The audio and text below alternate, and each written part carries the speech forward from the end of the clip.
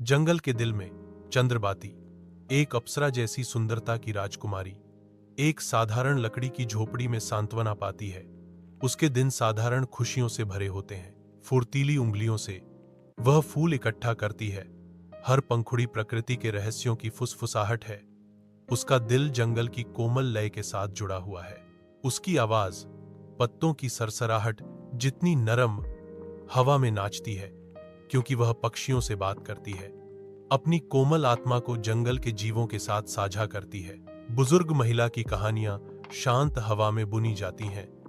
उसकी आवाज एक सुखदायक धुन है जो प्राचीन ज्ञान और परियों की कहानियों का भार वहन करती है। सरलता चंद्रबाती के चेहरे को सुशोभित करती है। उसकी आंखें जंगल के लिए अटूट प्रेम को दर्शाती हैं, एक बंधन जो प्राचीन पेड़ों की जड़ों जितना गहरा है। इस एकांत आश्रय में, राजघराने के सुनहरे पिंजरों से दूर, चंद्रबाती सच्ची स्वतंत्रता पाती है। उसकी आत्मा वन के असीम आलिंगन से पोषित होती है। राजकुमार आर्यन घोड़े पर सवार होकर जंगल में गहराई तक जाता है। उसका शिकार उसे भटका देता है। खोया हुआ और दिशाहीन, आर्यन एक एकांत कुटीर पर ठोकर खाता है जो जंगल में एक प्रकाश स्तंभ है। उतरते ही वह कुटीर के दरवाजे के पास जाता है। उसके चेहरे पर जिज्ञासा अंकित है। जैसे ही दरवाजा खुलता है, उसकी निगाहें चंद्रबाती से मिलती हैं। एक अप्रत्याशित दृश्य, उनकी आंखें मिलती हैं। एक मौन स्वीकृति जो समय के बीतने को रोक देती है। आर्यन मोहित होकर पूछता है, आप इस घने जंगल में कैसे आए?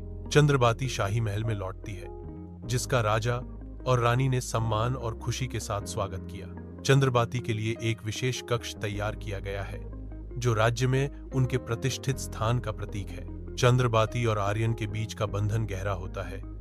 महल की भव्यता के बीच उनका स्नेह खिलता है। चंद्रबाती और आर्यन की शाही शादी की तैयारियां शुरू हो गईं, जिसका पूरे राज्य को इंतजार था।